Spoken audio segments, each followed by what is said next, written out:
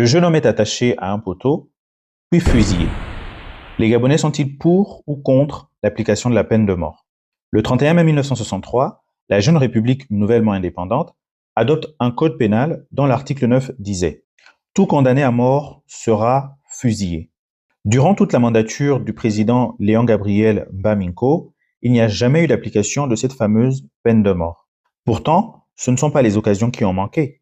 Suivez bien ce qui suit. Le code pénal gabonais de cette époque prévoyait également l'application de la peine de mort pour ceux qui auraient organisé et ou dirigé un mouvement insurrectionnel. Les auteurs du coup d'État du 18 février 1964 avaient été jugés pour avoir justement organisé et dirigé un mouvement insurrectionnel.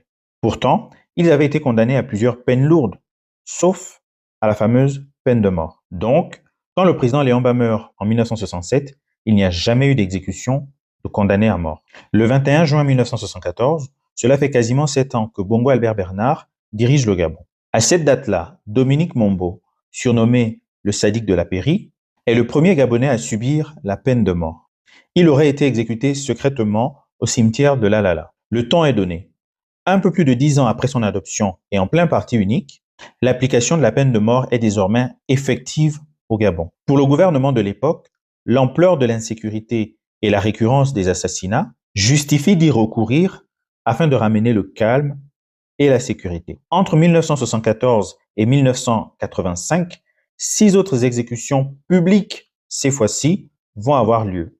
Les exécutions publiques avaient lieu sur la place Orlando. Aussi curieux que cela puisse paraître, les Gabonais s'y pressaient par dizaines de milliers, sans compter la diffusion télévisée, pour assister au spectacle macabre. C'est en août 1985 qu'on y aura recours pour la dernière fois. À l'époque, c'était d'ailleurs la première fois qu'elle était appliquée dans la sphère politique et militaire. En effet, le capitaine Alexandre Manja, jeune officier formé à Saint-Cyr et en service dans l'armée de l'air, avait été condamné à mort pour participation à la création d'un mouvement tendant à changer le régime constitutionnel et le gouvernement, ainsi qu'à un complot. Le 11 août 1985 à 5h15, l'officier est passé aux armes. De toutes ces exécutions, celle du jeune Jean-Baptiste Médan Ovono est celle qui m'a le plus interpellé. Jean-Baptiste Médan Ovono n'était âgé que de 19 ans. Il souffrait de déficience mentale, en plus d'être sourd et muet. Il était connu pour faire de petits travaux dans les quartiers de Nkembo et de Sotega à Libreville. Selon plusieurs témoignages, sa condamnation n'a été possible que par le fait qu'il n'a pas pu s'exprimer et se défendre contre les faits qui lui étaient reprochés. Le jour de son exécution, près de 50 000 badauds se massent sur la place Orlando. Le jeune homme est attaché à un poteau, puis fusillé. Un autre condamné à mort à ses côtés succombe rapidement, pendant que lui agonise longuement. Il restera dans la mémoire collective comme la victime de la peine capitale au Gabon, tant pour son handicap que pour cette longue agonie.